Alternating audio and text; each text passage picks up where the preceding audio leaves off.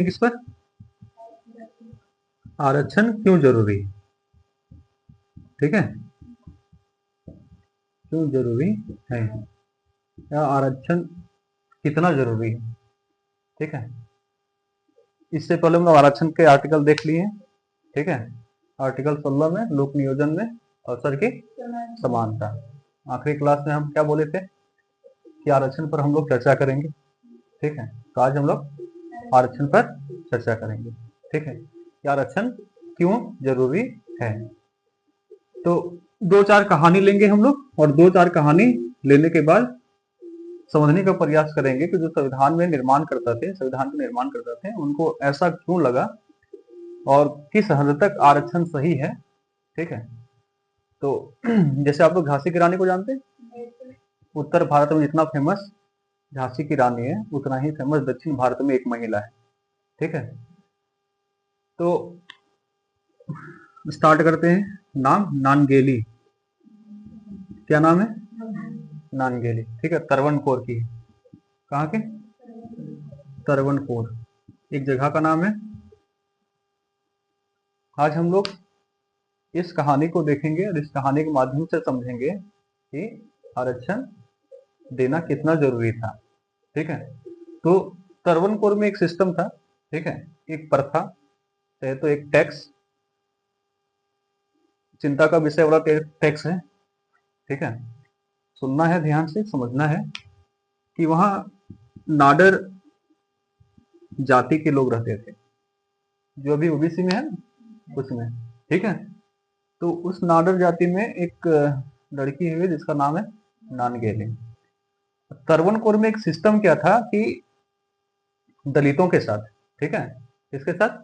दलितों के साथ, जिसे आज आरक्षण मिला हुआ है, उसके साथ एक सिस्टम था कि वो कमर के ऊपरी हिस्सा में, ठीक है, कमर के ऊपरी हिस्सा में कपड़ा नहीं पहन सकते। जो महिलाएं थी, ठीक है, तरवनकोर की महिलाएं, वो खासकर नाडर जाति की, ठीक है, उसका क्या था कि वो कमर के ऊपर कोई भी कपड़ा नहीं पहन सकते थे, ठीक है। अगर उसको कमर के ऊपर कपड़ा पहनना है तो एक टैक्स देना पड़ता था, ठीक है, ब्रेस्ट टैक्स, ब्रेस्ट टैक्स।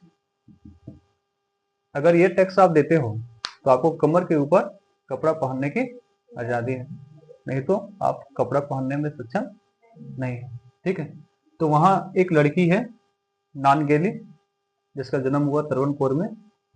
तो ये इस प्रथा का विरोध करती है, और ये जन्म जब जन्म होता है इसका, जब ये टीन एज में आती है, ठीक है, तो टीन एज के हमेशा से ये लड़की इस प्रथा का विरोध की है, और ब्रेस्ट टैक्स को देने से मना करते हुए कमर के ऊपरी हिस्से में क्या कर रही थी, वो कपड़ा पहन रही थी। तो लोगों को ये, उच्च जाति के जो लोग थे उस समय के वहां के, उसको ये अच्छा नहीं लगा होगा, ठीक है, कि निम्न जातियों का, मतलब कि उस समय का नाडर जाति के लोग को पाबंदी था कि आप कमर के ऊपर के हिस्से में कपड़ा नहीं पहन सकते हो। तो लोगों को लगा कि ये विद्रोह कर रही है, ठीक है। तो राजा के पास गया कंप्लेन, ठीक है, कि एक लड़की है तरवनकोर की जो इस तरह के टैक्स नहीं देते हुए भी वो कपड़ा पहन रही है। तो वो उस राजा के जो सैनिक है, ठीक है, वो सैनिक आता है किसके पास? उस लड़की के पास, नानगेली के पास, और उसको इतना दबाव देता है, उस पर इतना दबाव देता है कि नानगेली जो है आखिरी बार में क्या करती है, वहां के पुलिस फोर्स जो आता है उसको बोलती है, जो सैनिक जो टैक्स लेने आता है उसको बोलती है कि रुकिए, हम टैक्स आपको दे रहे हैं। और आखिरी समय में वो लड़की जब अंदर जाती है रूम में, केला का पत्ता लेकर अंदर जाती है, तो उसके बाद वो केला के पत्ता लेकर बाहर आती है, तो लोग देख के दंग रह जाता है। वो क्या करती है, अपने दोनों स्तन को काट के केले के पत्ते में लाकर सामने रख देती है कि अगर समस्या इसी पर है तो इसको आज समाप्त करते हैं। और जब ये बात नाडर जाति के लोग को पता चला तो एक हंगामा हुआ, और फिर वो ब्रेस्ट टैक्स को हटा दिया गया। क्या इस जाति के लोग के साथ अन्याय नहीं हुआ था पहले? हुआ था ना। तो इसके अन्याय से, इसके शोषण, इसका जितना शोषण हुआ उसको कुछ रियायत मिलना चाहिए कि नहीं मिलना चाहिए? मिलना चाहिए। इसलिए आरक्षण रखा गया। एक उदाहरण है ये, एक उदाहरण है। आप लोग भीमराव अम्बेडकर को भी जानते होंगे। भीमराव अम्बेडकर जो बाद में संविधान के निर्माता बने, उनका भी कहानी कुछ इसी इसी प्रकार से है। जिस स्कूल में वो पढ़ने के लिए जाते थे, उनको पानी पीने के लिए नहीं मिलता था। ठीक है, पानी पीने के लिए मिलता भी था तो सब लड़का के लिए जो घड़ा है, ये घड़ा है, तो इसके लिए अलग से एक गिलास रखा गया और इसको इस पानी के मटके को छूने की आजादी नहीं था। और जो पानी निकाल के देता था ना, अगर वो आया तो डॉक्टर भीमराव अम्बेडकर को पानी मिलता था पीने के लिए, और अगर वो नहीं आया तो वो दिन भर प्यासे रहकर पढ़ते थे। तो क्या इनके साथ अन्याय नहीं हुआ? हुआ। तो ये सब लोगों के लिए आरक्षण ठीक ठाक है। ठीक है, आरक्षण का एक दृष्टिकोण देखें तो ऐतिहासिक दृष्टिकोण से देखें तो जिसके साथ शोषण हुआ, जो शोषित हुआ, जिसको मुख्य धारा में नहीं लाया गया, चाहे उसको उतना अवसर नहीं मिला, उसके लिए आरक्षण देना बहुत जरूरी है। इतना ही नहीं है, कहानी और सारा है। ठीक है, दलितों को, जो कमजोर वर्ग के लोग थे, जो जिसको शोषित करा जाता था, उनको जूता पहनने का भी अधिकार नहीं था।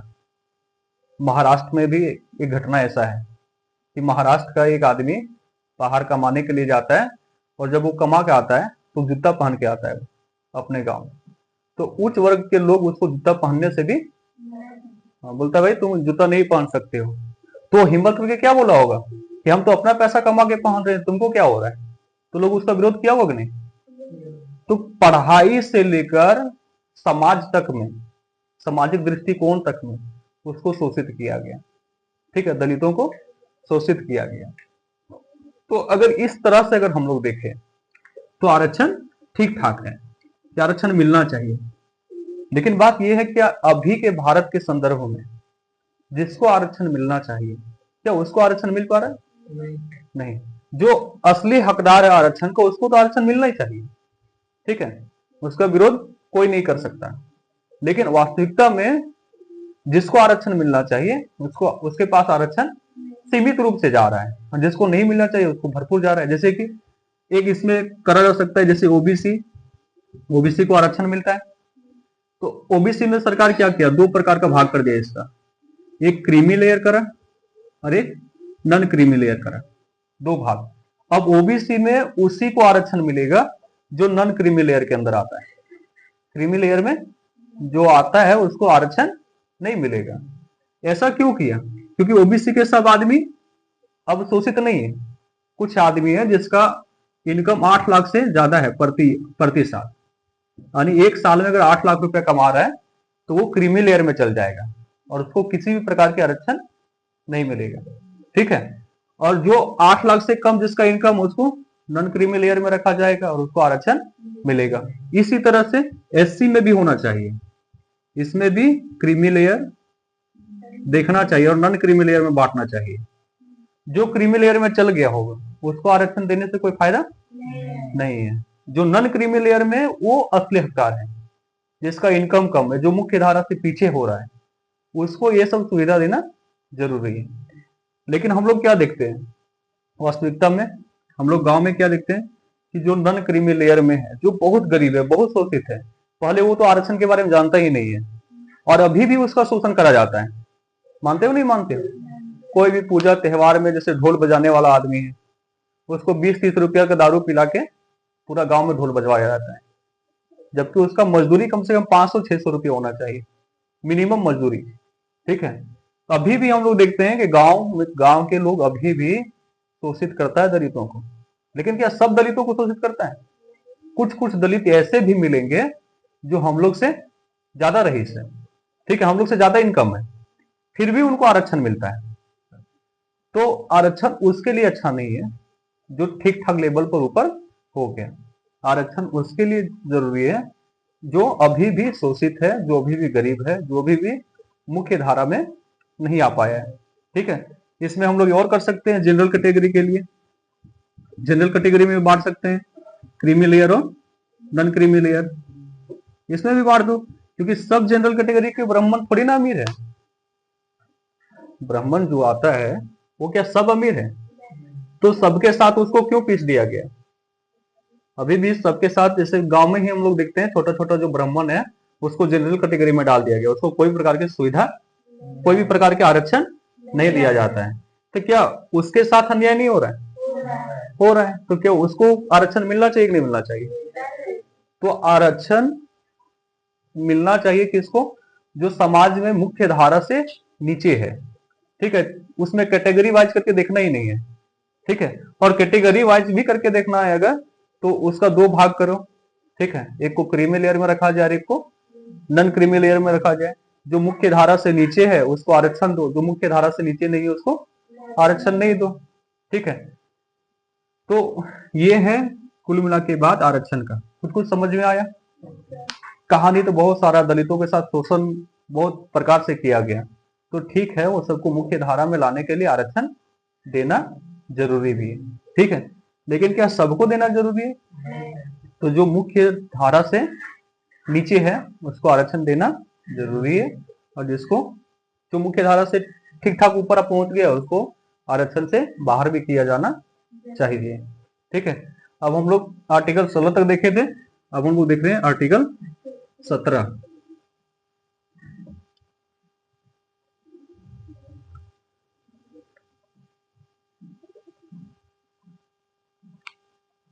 आर्टिकल 17 इसमें क्या है? अस्पृश्यता, अस्पृश्यता का अंत, ठीक है। अस्पृश्यता का अंत, अस्पृश्यता मतलब छुआछूत भी कह सकते हैं हम लोग, है ना, छुआछूत का अंत, ठीक है। छुआछूत समझते हैं आप लोग? अभी भारत में पहले सबसे बड़ा जो समस्या था ना वो यही था, अस्पृश्यता था, ठीक है, अनटचेबिलिटी बोलते हैं, ठीक। इसमें क्या है कि जो दलित वर्ग के लोग हैं, ठीक है, पहले जो दलित वर्ग के लोग थे उसके साथ किसी भी प्रकार से ना बैठना, ना उठना, ना खाना, ना बात करना, ठीक है, ना एक साथ कहीं जाना, ना पूजा करना, ठीक है, ना पूजा करने देना, ना मंदिर में प्रवेश करना, ये सब था, ठीक है। और ये सबको दूर करने के लिए एक आर्टिकल बनाया गया, अस्पृश्यता का अंत, ठीक है। कि कोई भी आदमी अगर छुआछूत के भावना से किसी को देखता भी है, बोलता भी है ऐसा कुछ, तो उसके साथ कानूनी कार्रवाई करा जाएगा, ठीक है। कानूनी कार्रवाई समझ में आ गया? दंड दिया जाएगा उसको, विधि के रूप में दंड दिया जाएगा, ठीक है। एक उदाहरण से देखते हैं कि कितना हानिकारक था ये छुआछूत, कितना हानिकारक था। मान लो ऐसे ही एनसीईआरटी किताब में एक उदाहरण दिया हुआ है कि दो दोस्त जब एक होटल जाता है खाने के लिए, ठीक है, ये दो दोस्त हैं ऐसे, ये एक होटल गया खाने के लिए, तो होटल में एक रहता है दरबान, गेट खोलने वाला रहता है जी, ये गेट खोलने वाला है, ये क्या करेगा, ये दोनों को जाति पूछेगा, ठीक है। तो एक मान लो बोल दिया ब्राह्मण है, स्वर्ण वर्ण से है, और एक बोला दलित है, तो क्या करा जाएगा, स्वर्ण को अंदर घुसाया जाएगा और दलित को बाहर कर दिया जाएगा। तो ये अनटचेबिलिटी हो गया, अस्पृश्यता हो गया, इसके साथ छुआछूत हो गया। तो अब ऐसा नहीं है, ठीक है, किसी के साथ आप ऐसा व्यवहार नहीं कर सकते हो। पहले क्या था, एक साथ जा भी नहीं सकता था लोग।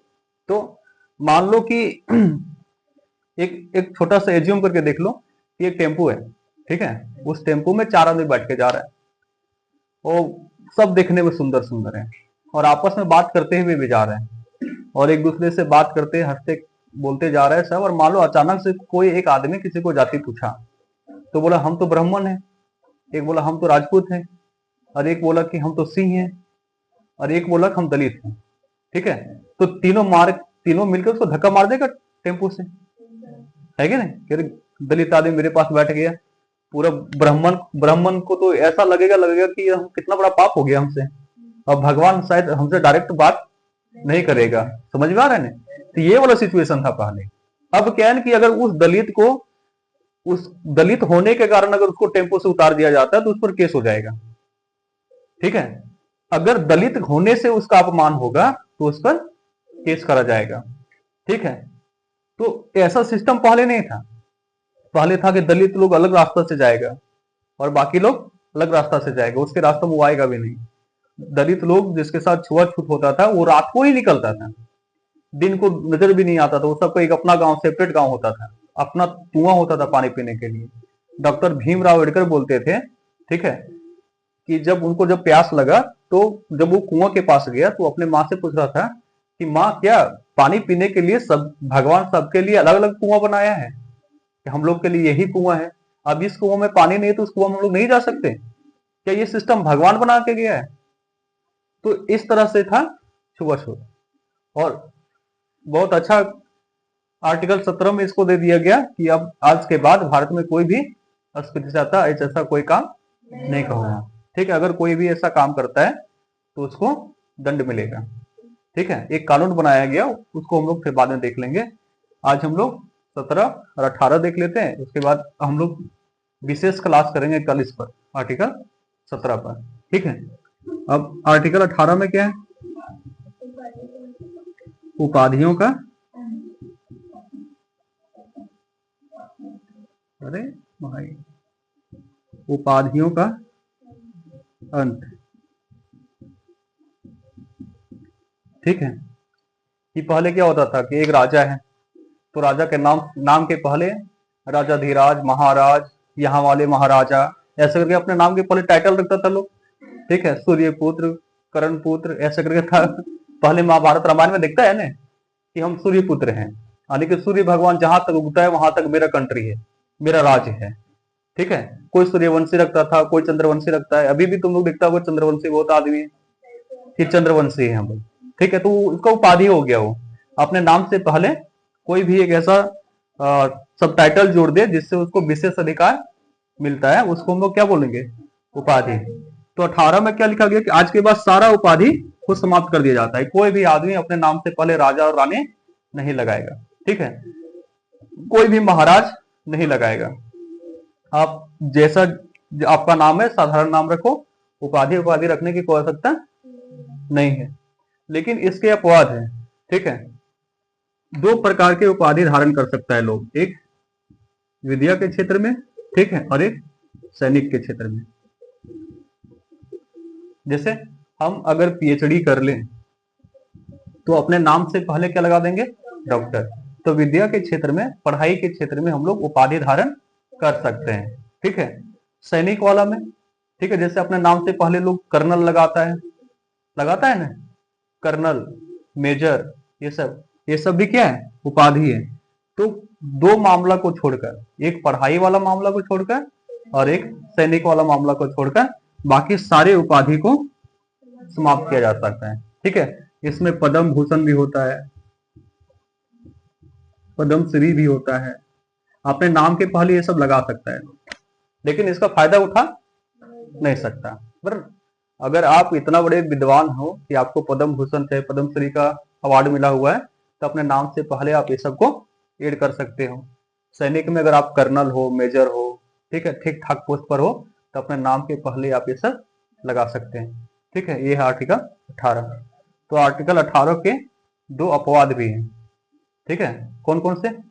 एक विद्या के क्षेत्र में और एक सैनिक के क्षेत्र में। यानी कि अगर आप ठीक ठाक पढ़े लिखे हैं तो अपने नाम से पहले, ठीक है, जैसे पीएचडी करें तो डॉक्टर लगा सकते हो। अगर आपको कोई मान लो कि पद्म भूषण से, पद्म श्री अवार्ड मिला है, तो अपने नाम से पहले ये सब लगा सकते हो। सैनिक वाला में भी आप अपना नाम से पहले, सैनिक जैसे कर्नल होता है, मेजर होता है, सब सैनिक में देखा जाता है। ठीक है, तो सब भी ये सब लगा सकता है। बाकी कोई भी जैसे राजा, महाराजा, महारानी, ये सब नहीं लगा सकता। तो समझ में आया आप लोगों को कुछ? आर्टिकल 17, आर्टिकल 18 और कुछ आरक्षण का मामला। ठीक है, वैसे तो आरक्षण का मामला इतना लंबा है कि एक क्लास में समाप्त नहीं किया जा सकता। फिर भी आप लोग को कुछ बताने का प्रयास किए, कुछ समझाने का प्रयास किए, और लगभग समझ गया होगा कि क्यों आरक्षण दिया जाता है। आरक्षण का विरोध हम लोगों को नहीं करना चाहिए, लेकिन आरक्षण सही लोगों को भी मिलना चाहिए। ठीक है, और बहुत आदमी ये कहता है ना कि 10 साल कि संविधान में 10 साल के लिए आरक्षण लिखा गया था कि केवल 10 साल मिलेगा, तो ये झूठ बात है। ये वाला आरक्षण जो है ना, वो लोकसभा और राज्य विधानसभा के लिए लिखा गया था कि 10 साल तक आरक्षण दिया जाएगा और उसके बाद अगर चाहे तो बढ़ा दिया जाएगा। ये सब आरक्षण वाला नहीं, आर्टिकल 16 वाला आरक्षण में कोई समय सीमा तय नहीं किया गया है। तो आज तुम लोग एक चीज याद रखो, ठीक है, अगर तुम लोग से कोई ये भी कहे कि संविधान में तो लिखा हुआ था कि 10 ही साल आरक्षण देना, उसके बाद नहीं देना है, तो वो आरक्षण किसके लिए है? चुनाव के लिए। जैसे लोकसभा चुनाव हो रहा है, राज्य विधानसभा का चुनाव हो रहा है, ठीक है, तो वो सब में एसटी एससी और कमजोर वर्ग के लिए 10 साल तक आरक्षण का प्रावधान था कि 10 साल तक ये सबको छोड़ दिया जाएगा और ये समय सीमा बढ़ भी सकता है, ठीक है। तो ये आरक्षण पे ऐसा कुछ नहीं है, क्लियर है। जैसे बहुत आदमी तुम लोग को कहेगा भी कि 10 साल के था, तो 10 साल के था वो किसमें था? लोकसभा और, ठीक है, राज्य विधानसभा के लिए था। उसमें चुनाव लड़ने के लिए महिलाओं को, एसटी एससी और कमजोर वर्गों को सीट दिया गया, अतिरिक्त सीट दिया गया, वो उसके लिए था। कोई दिक्कत है? एक दिन हम लोग विशेष चर्चा क्या करेंगे कि संविधान में कौन कौन से आर्टिकल में आरक्षण का मामला दिखाई देता है। जैसे हम लोग आर्टिकल 15 में भी देख सकते हैं, 15 का 4, 15 का 6, 16 में भी देख सकते हैं हम लोग, 16 का 4 और 16 का 6। उसके बाद 43 में भी देख सकते हैं, ठीक है, 243 के डी, 243 के टी, ये सब में भी देख सकते हैं। तो एक दिन हम लोग क्या करेंगे, एक आर्टिकल लेंगे, हम लोग सूची बनाएंगे आर्टिकल का, और किस किस आर्टिकल में आरक्षण को लेकर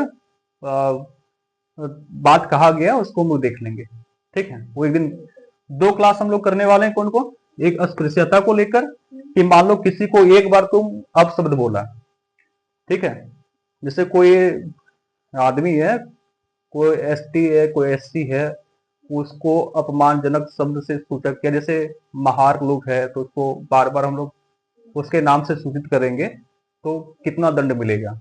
एक बार बोलेंगे तो क्या होगा, 2 बार बोलेंगे तो क्या होगा, 3 बार बोलेंगे तो क्या होगा? उसके लिए कानून बनाया गया, ठीक है, हरिजन एक्ट बनाया गया। तुम लोग बहुत सुनता हुआ हरिजन एक्ट, तो उसके बारे में हम लोग देखेंगे क्या अभी हरिजन एक्ट कैसा है, किस स्थिति में है, क्यों लाया गया, उसको भी देख लेंगे हम लोग, ठीक है। तो 2 क्लास हम लोग करेंगे। कौन कौन सा? एक अस्पृश्यता का अंत पर एक दिन का क्लास रहेगा, और एक दिन का क्लास रहेगा आरक्षण पर, यानी संविधान के कौन कौन से आर्टिकल में आरक्षण को जिक्र किया गया उसको हम लोग देख लेंगे, ठीक है। कम ही क्लास करेंगे, 10 मिनट, 20 मिनट, 30 मिनट का, लेकिन डिटेल से जानेंगे सब चीजों को, ठीक है। कोई दिक्कत? आज का क्लास समाप्त करते हैं, फिर मिलते हैं कल। वेलकम।